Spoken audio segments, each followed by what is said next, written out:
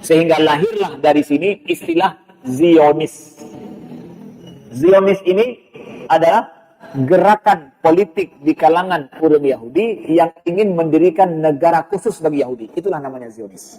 Pada saat itu, Palestina adalah di bawah kekuasaan dinasti Utsmaniyah.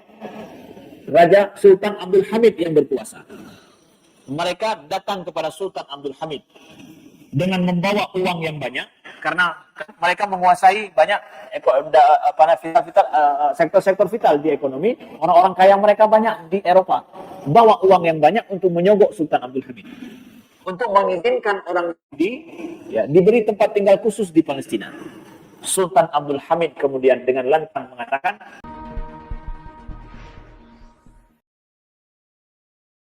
ahibati fillah, saudaraku seiman dan seakidah, jamaah salat subuh Masjid Al-Furqan Berawi, Kota Banda Aceh yang dimuliakan Allah.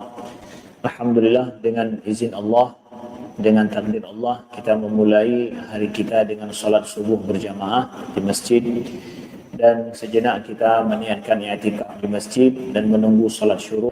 Baik saudaraku yang dimuliakan Allah, dalam kesempatan kali ini kami akan sedikit mengupas tentang apa yang terjadi saat ini dengan saudara kita di Palestina.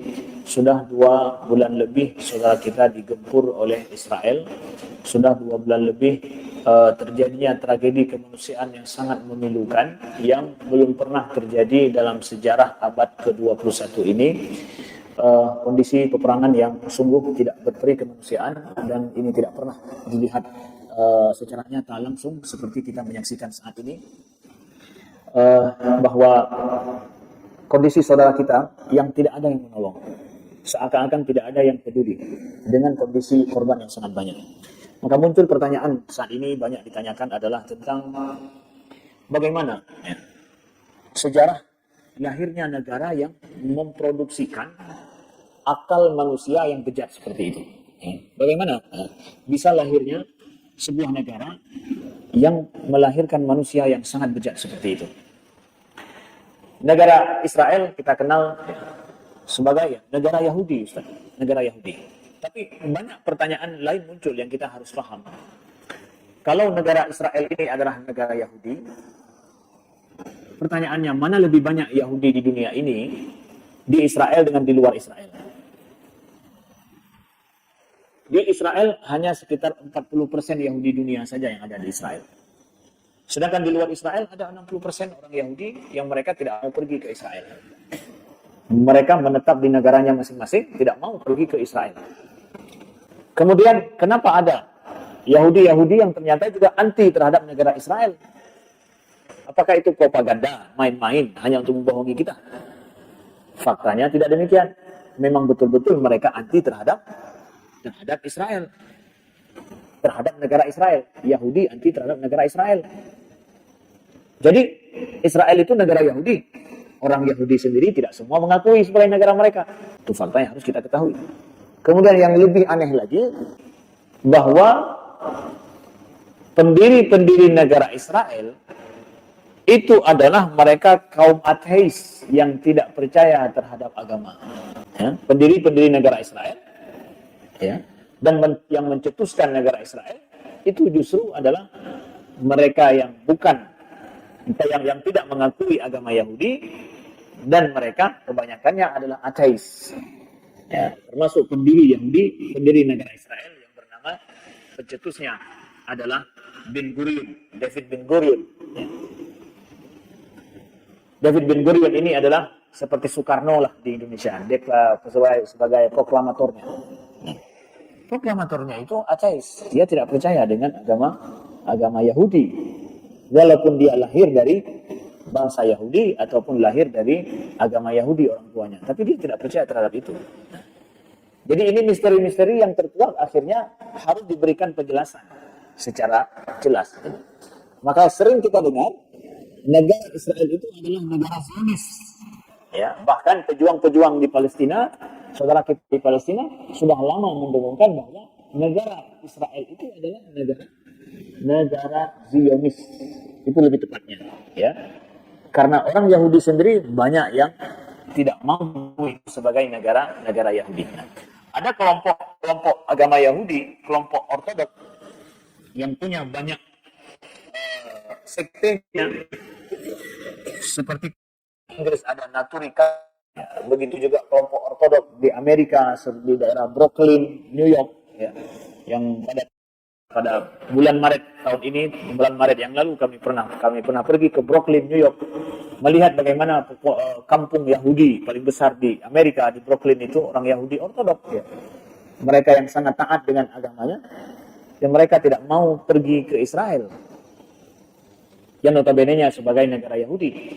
Kenapa? Karena menurut orang sekte Yahudi Ortodok ini, bahwa dalam sejarah Tuhan menakdirkan Yahudi ini hidup terpecah belah seluruh dunia. Ya, terpecah belah seluruh dunia, dan mereka di akhir masa nanti akan datang Mesias. Mesias ini yang akan membawa mereka kembali ke negeri Palestina, ke tanah Palestina. Mesias ini adalah orang yang baik, orang yang adil, orang yang membawa kedamaian. Dan nanti kalau datangnya Mesias ini, tanda kiamat sudah dekat. Kiamat sudah datang, ini tanda-tanda kiamat. Nah, tanda-tanda kiamat. Maka siapa yang berusaha untuk mengumpulkan orang Yahudi dengan cepat di Israel, maka kiamat akan datang. Makanya mereka tidak mau percaya dan tidak mau kembali ke Palestina sebelum datangnya Mesias ini. Maka orang Zionis yang telah mengumpulkan orang Yahudi di Palestina ini adalah langkah yang salah dalam sejarah menurut mereka, dan mereka ingin membantai orang Yahudi, karena kalau bukan Mesias yang membawa Yahudi ke Israel, maka ini akan terjadi kepunahan terhadap bangsa Yahudi, karena bagi orang itu Tuhan telah menakdirkan mereka hidup terpecah belah ataupun bercerai-berai seluruh dunia. Ini menurut keyakinan orang Yahudi Ortodok. Jadi kalau Bapak melihat bahwa ada orang Yahudi yang anti Israel, ini atas dasarnya. Ya, atas dasar inilah dia. Betul, bukan propaganda. Memang orang Yahudi itu banyak yang anti terhadap negara Israel, karena ini adalah negara Zionis. Nah, maka dalam pertemuan kali ini kami ingin mengupas, jadi Zionis itu apa, Ustaz? Ya, supaya kita memahami dengan baik Zionis itu apa. Nah, kembali kepada sejarah, mungkin pada beberapa tahun yang lalu pernah kami menceritakan asal-usul daripada Bani Israel di tempat ini juga, di waktu subuh. Asal-usul Bani Israel, sedikit saja kami sampaikan bahwa kilas balik Bani Israel ini, Israel itu sendiri adalah nama terhadap Nabi Yakub, gelar terhadap Nabi Yakub yang bermakna adalah Abdullah. Illa ma harrama Israilu ala nafsihi min qabli an tunazzala at-Taurah, kata Allah. Jadi Allah sebutkan Nabi Yakub ini dengan nama Israel dalam Al-Quran. Ini adalah gelar yang mulia terhadap Nabi Yakub, yang hari ini dipakai oleh orang Zionis sebagai nama negara mereka. Jadi nama Nabi yang mulia itu dipakai jadi nama negara. Israel, gelar yang agung dan baik terhadap untuk Nabi Yakub, dipakai oleh mereka untuk sebuah negara yang kejam dan keji di atas dunia ini. Sungguh sangat tidak beradab akal orang Zionis ini. Jadi Nabi Yakub adalah anak Nabi Ishak. Nabi Ishak adalah anak daripada Nabi Ibrahim. Nabi Yakub memiliki putra, salah satu putra beliau, ada 12 putra beliau, salah satunya adalah bernama Yusuf alaihissalam. Yusuf, ya sebagaimana sejarah yang kita tahu, beliau hidup di Mesir dengan segala ujian yang diberikan oleh Allah, yang akhirnya Nabi Yusuf ketika berpuasa di Mesir, beliau mengajak ayahanda beliau Yakub, Nabi Yakub beserta dengan seluruh saudara beliau sekeluarga untuk hijrah ke Mesir dan tinggal bersama beliau di Mesir.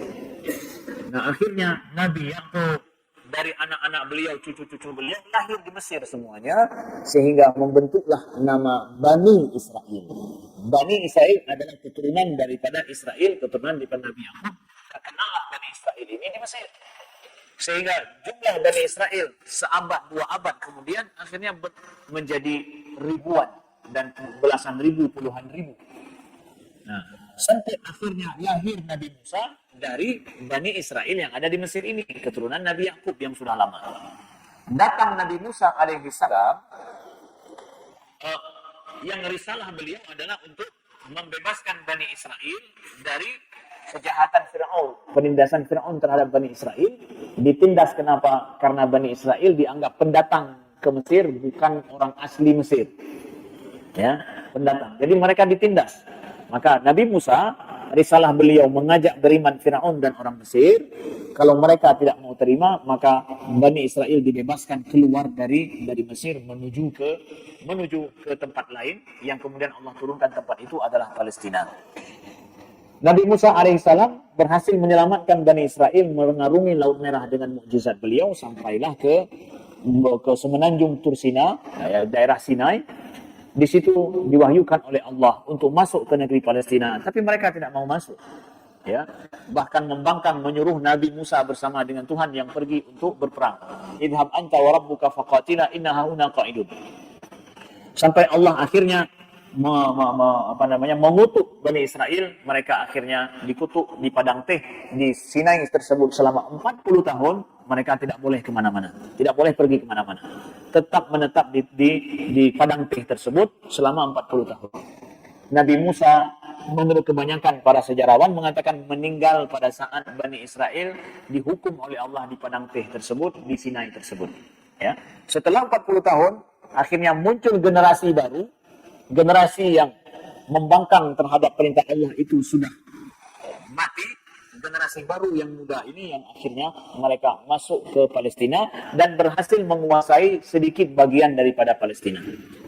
Nah, di Palestina tersebut sudah banyak orang di sana, sudah ada bangsa lain yang bahkan Allah sampaikan mereka tidak mau masuk ke Palestina gara-gara inna fiha qauman jabbarin wa inna lan nadkhulaha abadan ma damu fiha. Bahwa di Palestina itu ada qauman jabbarin, kaum yang kuat dan besar-besar. Kami tidak mau masuk ke situ karena mereka ada orang kuat dan besar. Nah, orang kuat di sini bukan cuma kuat di sisi fisik badan yang kuat, mereka juga punya peradaban. Mereka juga sudah lama punya peradaban, punya kemampuan perang yang canggih. Ya, sedangkan orang Bani Israel ini kan bangsa pelarian, ya, melawan orang yang sudah punya peradaban di sana. Jadi Palestina itu tidak pernah kosong daripada manusia. Selalu bangsa-bangsa tinggal banyak di sana. Dan pada saat Bani Israel masuk, di sana adalah banyak bangsa Kan'aniyun yang merupakan orang Arab asli. Banyak di sana, bahkan mereka orang-orang kuat.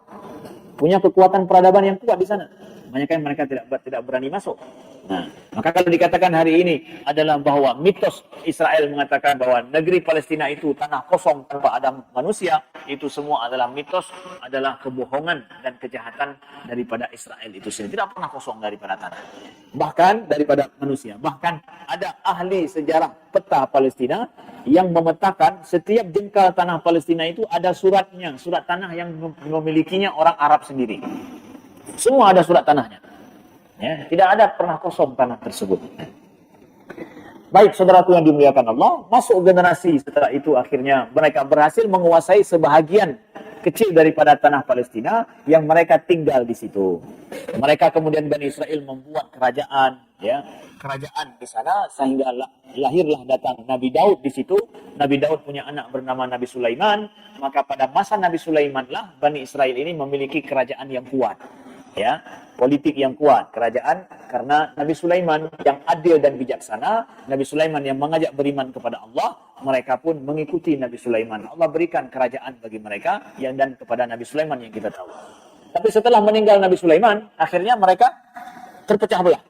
Ya, terpecahlah akhirnya negara ini, negara Bani Israel ini menjadi dua negara yang saling berperang satu sama lain, sampai akhirnya datang raja daripada Persia yang bernama Nebukadnezar yang akhirnya menyerang negara orang Bani Israel ini yang sudah perang saudara sehingga mereka kocar-kacir dan terpecah belah sampai mereka harus lari ke negeri Arab.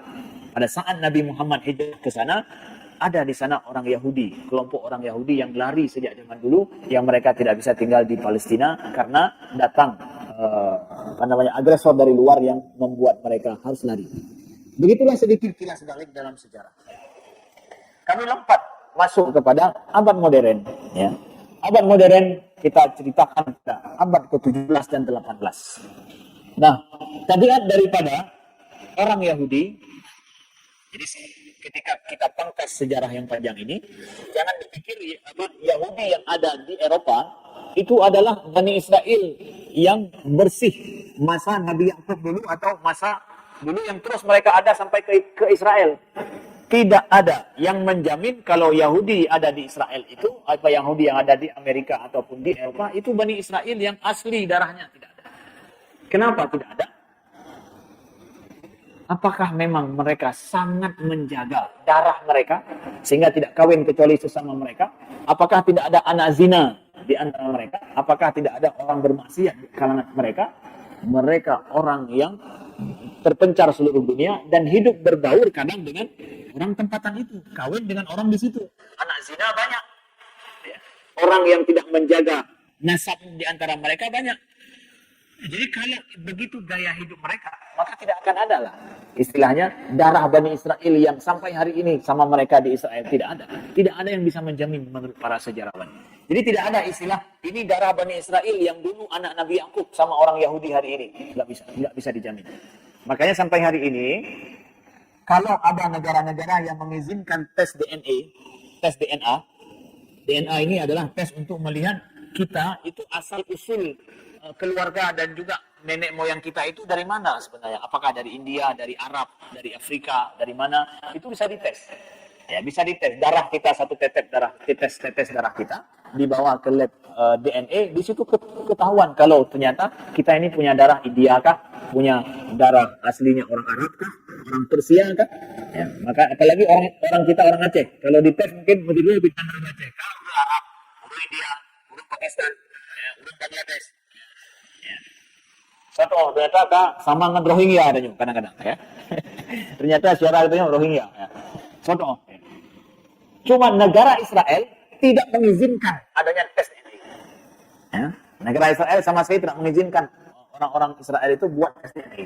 Fakir ketahuan tuh kalau awaknya ternyata adalah urun dua mendum hana hubungan dengan Bani Israel bercuti. Ya. Baik. Tapi orang Yahudi yang mereka tinggal terpencar seluruh dunia, mereka itu tinggal di kota-kota besar. Tinggal di kota-kota besar untuk hidup, bertahan hidup. Karena tabiat para pendatang di sebuah negeri mesti tinggal di kota, tidak tinggal di kampung. Persis seperti Cina. Cina kalau masuk ke sebuah negeri, mereka tidak tinggal di kampung. Ya Ublang, ya Ubli, Buka Lampu. Nggak ada itu. Yang ada mana? Mereka di mana? Pusat kota, di situ mereka tinggal. Punya di Banda Aceh, Pat. Penayung, pusat kota. Nggak ada yang tinggal di Indrapuri, Buka Lampu. Yang jauh belang, urun tanya. Ya. Kenapa? Karena mereka tidak punya tanah. Untuk bertahan, mereka harus dengan berdagang. Yahudi menguasai perdagangan karena mereka adalah bangsa yang terusir dari tidak memiliki tanah sendiri. Untuk bertahan hidup, mereka harus menguasai perdagangan. Kalau tidak, mereka tidak bertahan hidup. Nah, maka akhirnya setiap negeri mereka pergi, mereka menguasai daerah-daerah kota dan harus bertahan demi untuk menguasai perdagangan. Nggak menguasai perdagangan, sebenarnya mereka harus minggat, harus pergi. Jadi Cina, menyahana di Teblau itu, itu nggak itu. Menyahana toko Iblau, nggak akan tinggal di situ, berangkat. Itu tabiat para pendatang. Nah, Yahudi ini karena agamanya agama Yahudi, mereka tidak mau berbaur dengan orang di tempat itu dengan mudah. Tidak mudah mereka berbaur. Akhirnya mereka menjaga agama mereka, menjaga adat istiadat mereka. Tinggallah mereka di Eropa itu di kampung-kampung khusus yang dinamakan dengan ghetto.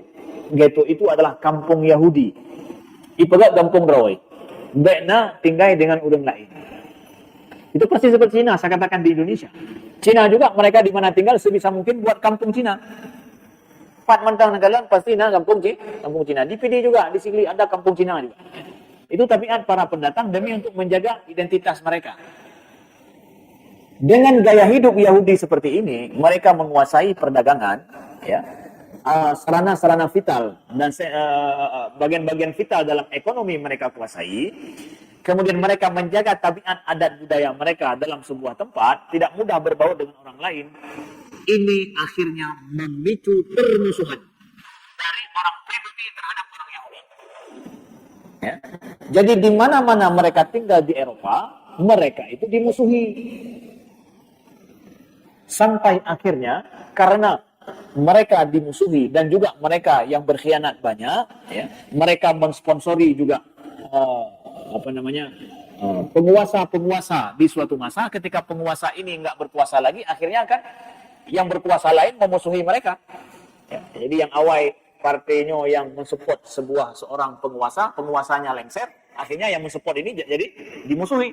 Begitulah kejadian dengan orang Yahudi.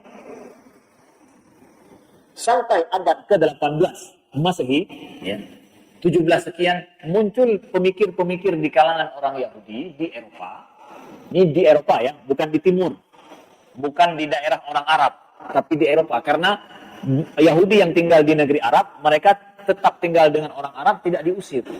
Hidup berbaur dengan orang Arab, tidak diusir. Di Mesir banyak, Jordan banyak, Maroko banyak, Tunis mereka banyak. Tidak ada yang mengusir mereka. Mereka tinggal berbaur dengan dan dihormati oleh orang Islam. Tapi di Eropa mereka dimusuhi. Jadi masalah mereka adalah dengan orang Eropa, bukan dengan orang Timur. Orang Timur, orang Islam tidak masalah dengan mereka. Sampai hari ini banyak sekali sinagog tempat ibadah orang Yahudi di Mesir. Walaupun sudah banyak mereka tidak tinggal lagi di Mesir. Tidak diganggu sama orang Mesir. Masalah mereka dengan orang Eropa, dimusuhi. Akhirnya berpikirlah orang-orang Yahudi, pemikir-pemikir mereka untuk bagaimana membuat negara khusus bagi orang Yahudi Eropa. Ya, ingat, orang Yahudi Eropa, supaya mereka punya negeri sendiri, tidak dimusuhi dan dikejar-kejar dan dibunuh oleh orang pribumi. Itulah pikirannya. Bahwa Eropa, Yahudi Eropa. Sampai abad ke-19 belum berhasil mereka membuat negara itu. Akhirnya datang seorang pemikir Yahudi yang bernama Theodor Herzl. Dialah yang mengajak orang-orang yang memiliki pikiran untuk membuat sebuah negara Yahudi, untuk membuat sebuah konferensi besar Yahudi seluruh dunia, ya, di tahun 1898, ya, 1898, buat konferensi seluruh dunia untuk mengumpulkan orang-orang yang ingin membuat negara Yahudi, untuk berpikir di mana negara Yahudi harus kita buat. Dia berhasil mengajak pemikir-pemikir Yahudi ini untuk menyatu pasti 4 negara Yahudi. Theodor Herzl lah yang menggagas ini. Sehingga lahirlah dari sini istilah Zionis. Zionis ini adalah gerakan politik di kalangan kaum Yahudi yang ingin mendirikan negara khusus bagi Yahudi. Itulah namanya Zionis. Ya. Dia gerakan politik yang bertujuan untuk membuat sebuah negara bagi orang Yahudi di mana saja tempatnya, terserah. Itu intinya. Di Palestina, enggak di Palestina, di mana saja. Pokoknya ada buat sebuah negara untuk supaya Yahudi punya tempat sendiri, negara sendiri, enggak dimusuhi oleh orang-orang Eropa. Ya. Lalu kemudian dalam konferensi ini yang dibuat tahun 1898 ini di Swiss, menghasilkan keputusan buat negara di Palestina. Itu keputusannya, buat negara di Palestina. Lalu setelah itu dibuatlah komisi khusus untuk pergi ke Palestina, melihat mungkin tidak mereka membuat negara di sana. Pada saat itu Palestina adalah di bawah kekuasaan dinasti Utsmaniyah, Raja Sultan Abdul Hamid yang berkuasa. Mereka datang kepada Sultan Abdul Hamid dengan membawa uang yang banyak, karena mereka menguasai banyak sektor-sektor vital di ekonomi. Orang-orang kaya mereka banyak di Eropa. Bawa uang yang banyak untuk menyogok Sultan Abdul Hamid, untuk mengizinkan orang diberi tempat tinggal khusus di Palestina. Sultan Abdul Hamid kemudian dengan lantang mengatakan bahwa setiap jengkal tanah Palestina itu adalah wakaf daripada umat Islam, tidak bisa diberikan bagi siapapun. Itu milik umat Islam. Mereka akhirnya kecewa dan merasa tidak ada kemampuan untuk membuat negara Yahudi sesuai dengan keputusan dalam muktamar mereka. Mereka berbuat muktamar lain untuk cari solusi, hanya tidak di Palestina, maka dikuasai oleh dinasti Utsmaniyah yang tidak bisa disogok. Akhirnya mereka membuat keputusan buat negara Yahudi di Argentina. Di Argentina. Argentina juga tidak bisa. Mereka kemudian buat konferensi buat negara Yahudi di Mozambik, di Afrika. Kemudian nggak bisa juga buat di Madagaskar. Tidak bisa juga. Kemudian mereka buat di Siprus. Pikir untuk bagaimana membuat di Siprus. Siprus antara Turki dengan Yunani. Ada kepulauan Siprus. Nggak bisa juga. Mereka berpikir bagaimana membuat di daerah Arish di Mesir. Ini banyak sebelum mereka membuat di Palestina, banyak daerah lain mereka jajaki untuk mereka buat. Jadi jangan dipikir bahwa pokoknya mereka yang mau ke Palestina. Dalam sejarah nggak demikian. Pokoknya ada di tanah, di situ mereka buat negara. Lupa dia. Ya, lupa dia. Lalu kenapa juga di Palestina akhirnya Ustaz? Ketika dinasti Utsmaniyah bersama dengan Jerman terjadi perang dunia pertama. Ya, perang dunia pertama. 1910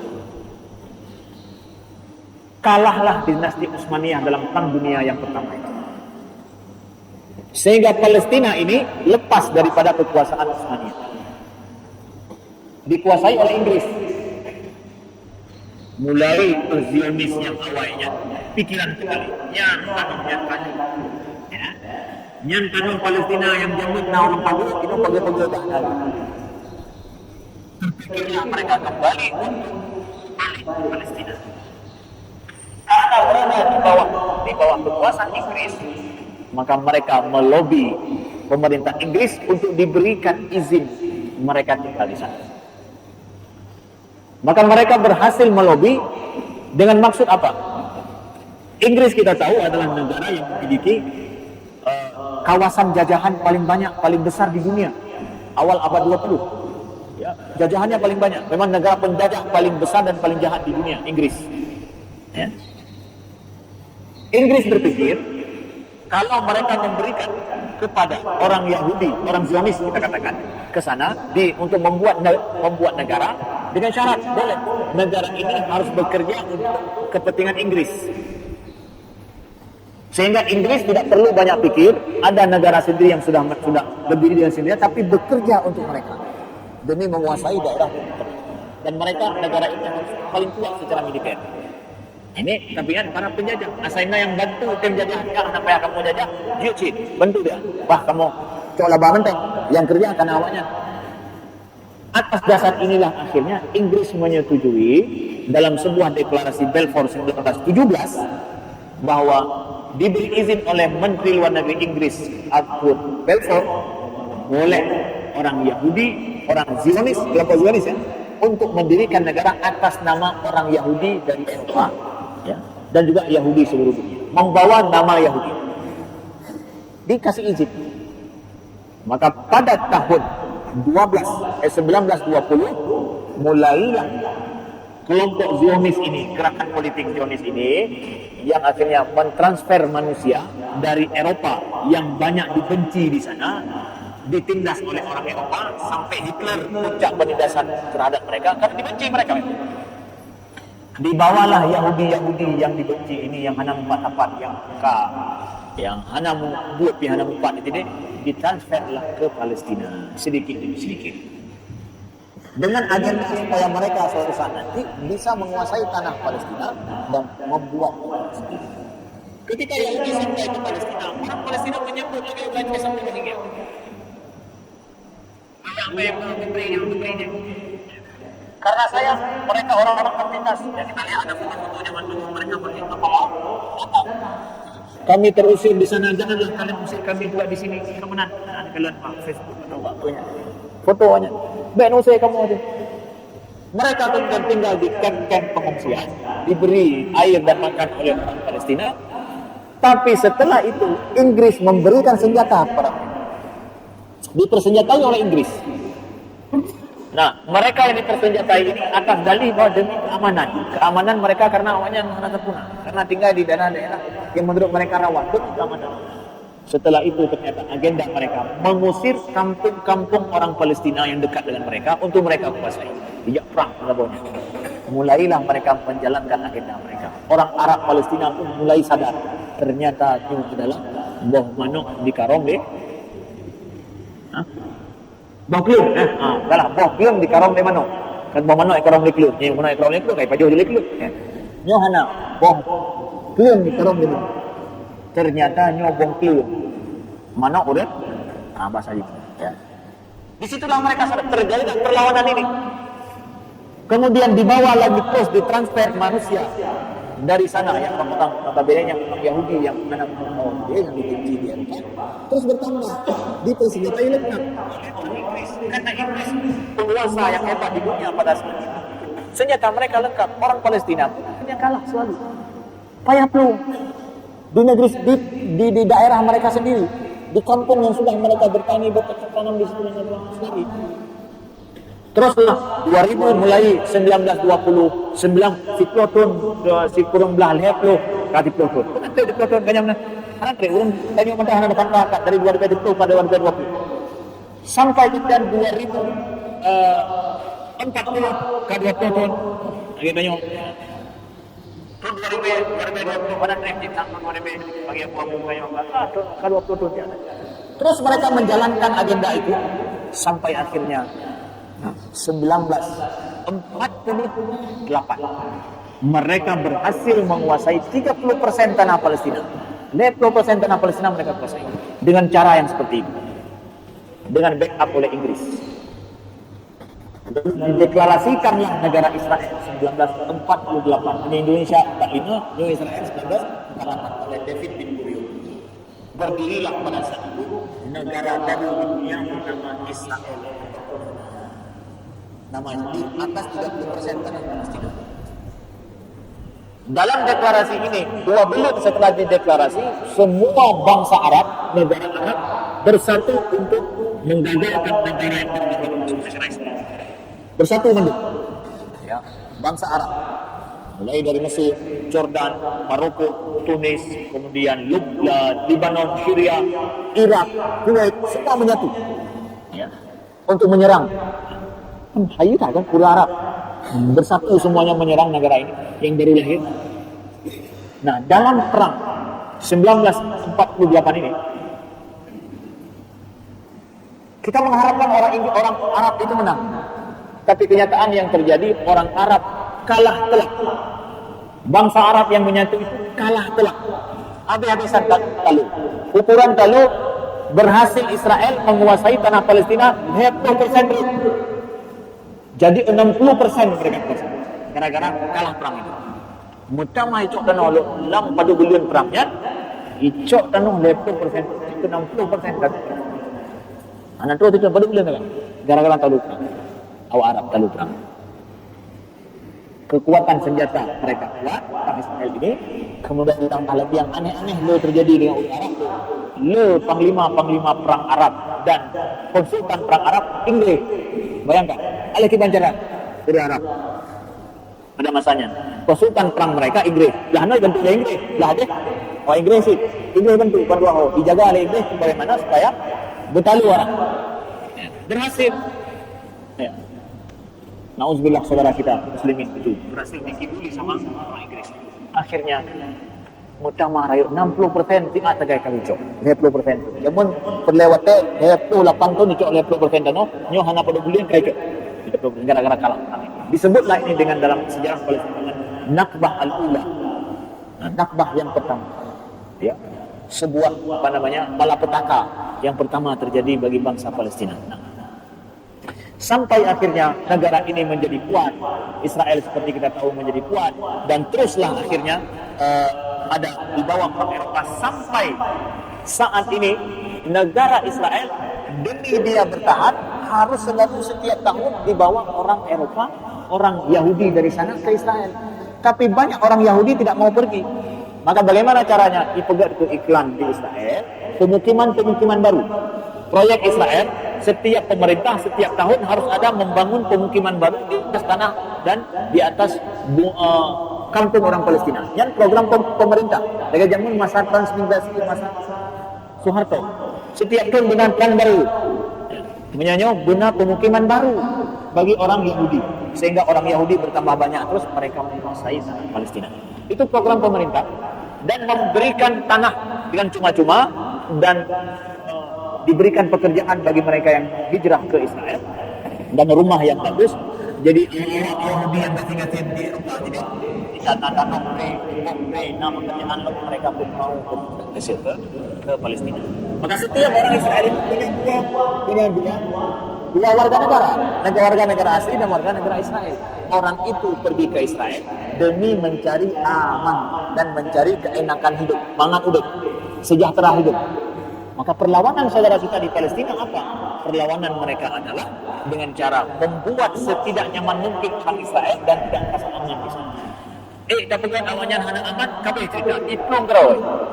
Karena mereka punya negara asli yang mereka merasa aman di sana. Jadi hana tuga negara Israelnya. Karena mereka harus bertahan pertama dengan militer, yang kedua rakyat yang siap berkorban demi negara Israel, baik tahu dengan terjadi perang oleh saudara kita di Gaza dan juga secara umum Palestina yang selalu melawan nyoktu yang tugas Israel dekat ia menaikkan rakyat di Gaza tinggal nang rotong untuk makin rot makin gitu. Selama dua bulan perang ini sudah puluhan ribu orang Israel mengungsi balik ke India. Jadi negara hanya dengar negara yang mereka tidak punya orang yang siap mati demi negara menyertai orang dia. Ini kapal udah tua yang perang tadi. Nanti dia tanya nanti. Yang malu, nyawa kena goin dan turun. Mereka tidak punya sejarah itu. Mereka para pendatang yang kita mengaku itu. Yang anak mengaku, cakap persis seperti Cina. Tak perlu mana pasti pun. Maaf cakap, tapi mereka hidup baik dengan kita. Tidak perlu kita usir, hidup baik dengan kita. Nah, begitulah kilas balik sedikit tentang negara Israel ini dan kita paham sekarang negara Israel itu berarti adalah negara penjajah Inggris yang memakai nama orang Yahudi demi membawa manusia supaya bisa terwujud negara di sana.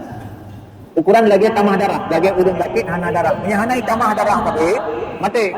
No negara yang tamah darah dengan mendatangkan orang Yahudi dari Eropa setiap waktu terus. Mohon mati ini. Ya, inilah namanya negara Zionis. Demikian tidak semua orang Yahudi setuju dengan negara ini. Ya, mutlak negara penjajah, mutlak adalah negara perpanjangan tangan dari Inggris dan Amerika hari ini. Ya, itulah sebabnya mengapa Amerika mati-matian membela ini demi kemaslahatan menguasai Timur Tengah. Ya, mudah-mudahan bermanfaat. Kita doakan selalu kepada saudara-saudara di Palestina. Keras kami mengharapkan mari setiap saat di setiap waktu kita terus berdoa kepada saudara-saudara di Palestina dan mohon kalaulah bisa di setiap masjid sediakan tempat amal untuk saudara kita di Palestina. Jangan beda pengetahuan karena kamu berdosa.